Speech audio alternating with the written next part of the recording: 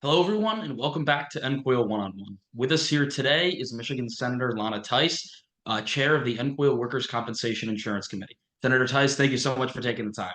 Thank you so much for inviting me. What a great opportunity. Thank you. So let's hop right in. Can you tell us how you first got involved running for elected office? Oh, that is actually a funny story. So I had gotten into politics and was volunteering at a political office, and then came home. And a little while later, my township passed a tree ordinance. And a friend of mine had been at the meeting. She came home, handed me the ordinance, and said she's really glad she doesn't live in the township. And I'm like, what do you mean? And so I took the ordinance and a measuring tape and went for a walk in my backyard to see what trees were going to be affected by this ordinance, and then made some phone calls and found out that this ordinance was going to cost me $40,000 before I could start adding on to my home. And I had no idea that local government had that kind of power. And at that point, I was a stay-at-home mom. My degree's in biology and chemistry, but I had decided to stay home until I got the kids in school. And that was it. Like I had to work against that. So I went to the township and asked them, told them why this was such a problem and asked them to please rescind it. And they said no, they'd worked really hard on it, so it was going to stay. And then I found out you could run a referendum and overturn it. So I did. Kids in the wagon, ordinance in hand, I went door to door throughout the township and told them what this ordinance meant for them, and took it to referendum, and we won 2/3 of that vote. After that, I was recruited to run for township treasurer and won in a primary, and the rest is kind of history. That's fantastic. So that definitely you carried on with the public service, now serving in the Senate. What issues have you been most involved with throughout your time in the legislature? I went from the township into Lansing with the intention of working on auto insurance because I had lived in California for 10 years.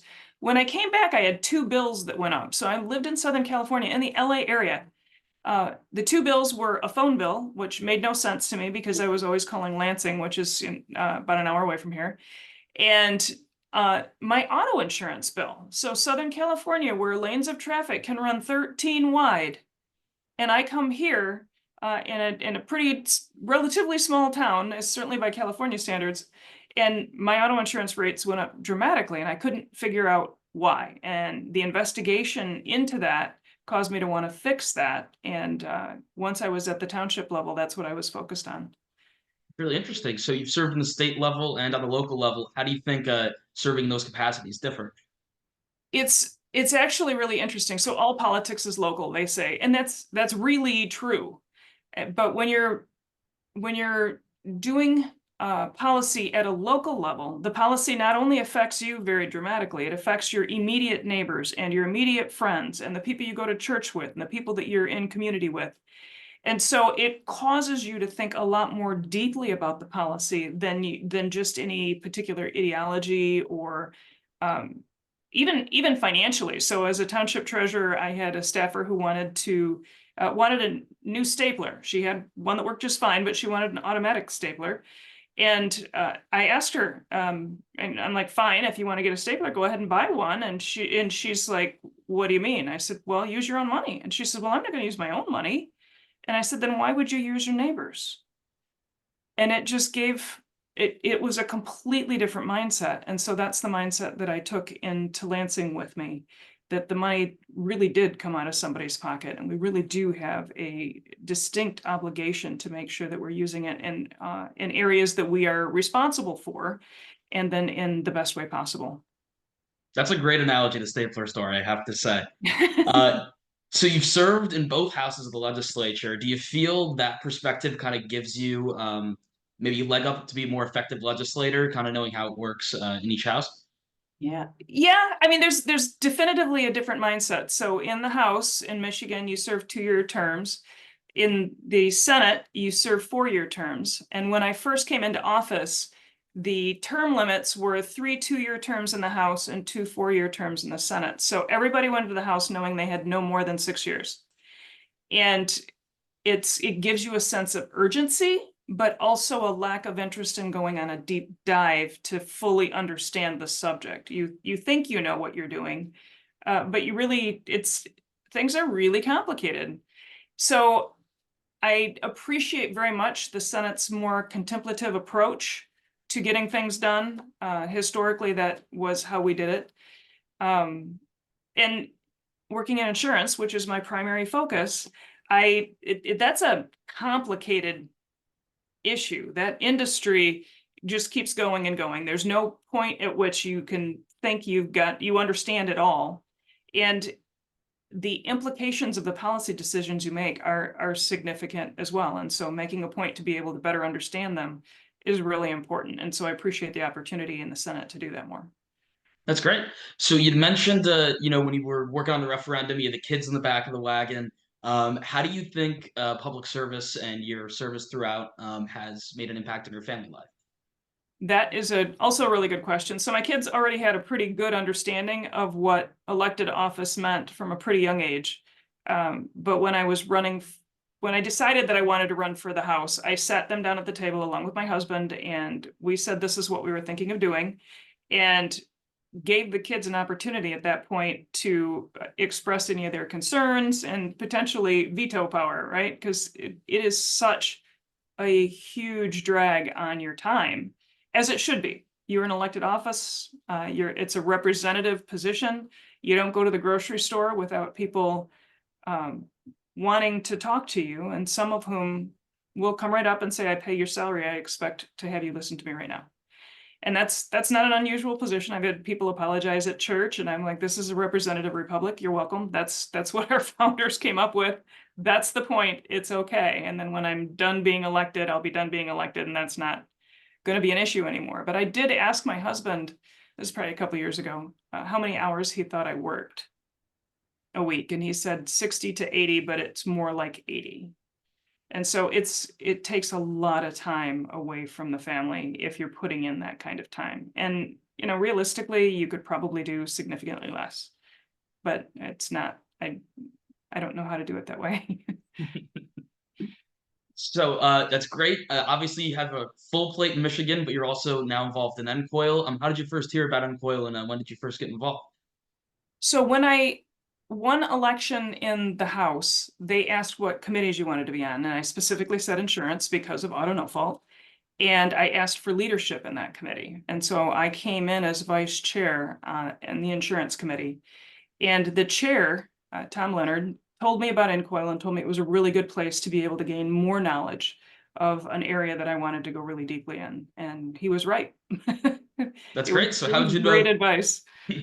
That's awesome. How would you describe your overall experience with NCOIL throughout the years? It's fantastic. I've been very impressed. The insurance is so unique because it's governed locally, it's regulated locally, it's legislated locally, but you've got guidance that comes from the federal level. And it recognizes that, insurance doesn't end at state lines. The weather changes don't dead stop at the state lines. You drive over state lines all the time for your car insurance. So it recognizes that it's impacted by all the other states, and it looks for the data. And then you can have a conversation with other legislators about the experiments that they've been doing in their states.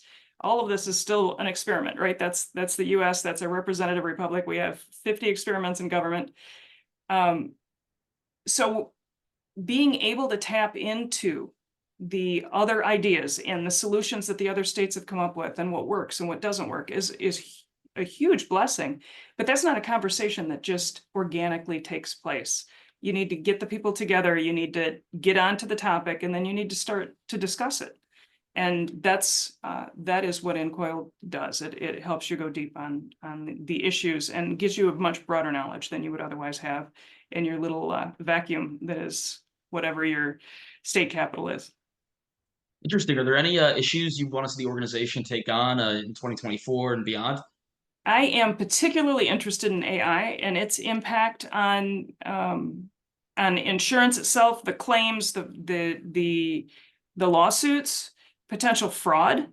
I see that as a huge risk in that space, and so I'm very concerned that we make sure we're fully aware of that. The data, insurance governs so many different aspects of your life and takes so much data in the process. And so whose data is that? Where does it go? Who's allowed to keep that? nobody's reading those little boxes when they're agreeing for some software to take all of their data. Nobody really knows what that is. And understanding the impact on your life for that kind of release of data, that kind of loss of privacy, is extremely important. And I think we've tapped into it a little bit, but I want to see us go really deep on that. I can definitely say that's an issue that's going to be of great interest to a lot of people and will be discussed throughout the year. That's for sure. Fantastic. So Michigan has a very strong presence at NCOIL. We've had legislators from both parties and both houses consistently attending our meetings. Do you have any advice for legislators from other states who are considering getting involved, thinking about getting involved, about why they should? Well, I already tapped on it a little bit. It's the idea of being able to reach across the states to understand the impact of the ideas across the states. And your idea may be a great idea. Maybe somebody else has already tried it. Find out. Maybe somebody tried it and it didn't work. Find out why. And that's available there. Not only that, but the model laws that NCOIL has passed, the guidance, the recognition of the data, but it's unique. So the regulators have their own conferences too, but they're not answering to the citizenry. We answer to the citizenry. And so we have a very direct communication for what they want to see, what they need, what their issues are, and then how to respond to those. And so it's unique in its approach to directly responding to an industry that affects literally everybody in the worst moments in their lives. So if your insurance is going to make it possible for you to survive that, make it possible for you to rebuild your house, to fix your car, to have the surgery that you have to have, it's there and you recover because of it. So that we answer to our citizenry on it is really important. And NCOIL is unique in bringing all of that together in a way that I don't know any other organization in the country does. Great. So you said that insurance is very unique, which of course it is. Have you seen partisanship having an impact on insurance-related legislation, as you kind of see with other issues and other legislative bodies? Everything is impacted by politics right now, unfortunately. But so, just the left would like to see socialized medicine. The right doesn't think that that's the best approach, just generally. But what's unique about NCOIL and handling the partisanship is that you have a relationship with the individual you're talking to. You may disagree with them, but you both have the same data that you're working off from. And we're actually addressing the controversial issues, and you have to. One of the things I get frustrated with is when I hear people say, I don't talk to anybody about politics or religion. Those are literally the two most important things in your life. So why wouldn't you talk about them and figure out how to have a conversation without hating on each other? You should be able to have the discussion. And so what NCOIL has done has been willing to bring in some of the controversial discussion. And yeah, it gets a little rancorous at times, but for the majority, the discussions are deep and impactful and are covering the issues that need to be discussed. And of course, people will come at things from a different perspective. That if we all agreed on everything, only one of us would be necessary. So it's a huge benefit that we can discuss it. I'm glad that we're willing to take that on. But yeah, politics affects everything, and maybe that's good. Yeah, so your party's been in the majority and in the minority in times throughout your service. Do you think that partisanship is more prevalent in states where one party dominates or where it kind of shifts back and forth throughout elections? If it were to shift back and forth with regularity, I think it would probably be less impactful because there wouldn't be an urgent need from one party or the other to cram whatever their legislation is through. But if it's short, and if it only happened just now, and it might be short-lived, there's a whole bunch of legislations that's getting pushed through that I don't believe has been well thought through. So do you have a favorite issue maybe that NCOIL's discussed throughout your involvement? So I looked through some of the monologues and when I first came on, and there's a lot of depth. It's insurance. There's a lot there. One of the things that I think that's really important that they covered was where it was a resolution involving HSAs. What was happening is the legislatures, some of them were mandating particular coverage by insurance and then mandating particular payment on it. And in the process, were impacting the individual's ability to purchase an HSA. They no longer qualified for the HSA. And so this resolution warned the legislatures that this was what was going on and that it was something they needed to consider. And so again, with, it's what happens with this good intended legislation that you have moving forward, this well-intended legislation, does it have an effect that you might not be seeking? And so this resolution spoke to that. And I think that kind of highlights a lot of what NCOIL does. It's a very well-researched answer, I have to say. So naturally, we've discussed some of the positive things about NCOIL. There's, of course, always things we can do better. How would you like to see the organization change and advance going forward?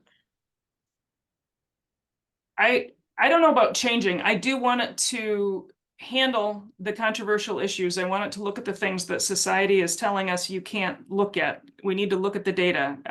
Stuff's happening globally that we should actually be addressing.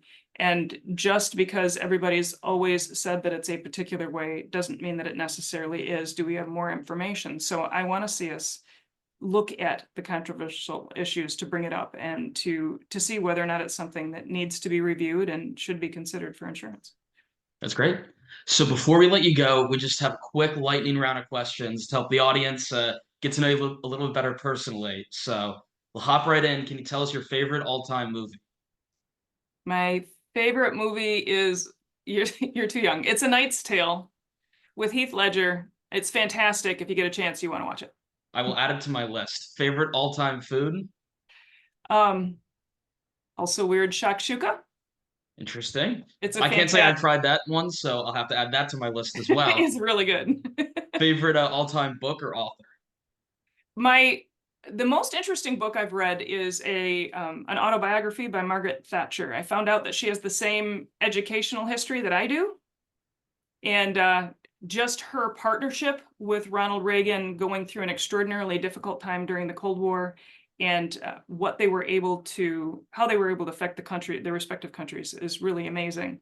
But her book was basically how she got to leadership, and it was really impressive. Interesting. Song or musical artist? I don't listen to much music, but Adele, pretty much anything by Adele, I can actually put that on and smile most of the way through it. She's got a TV beautiful show? voice. Pardon? TV show?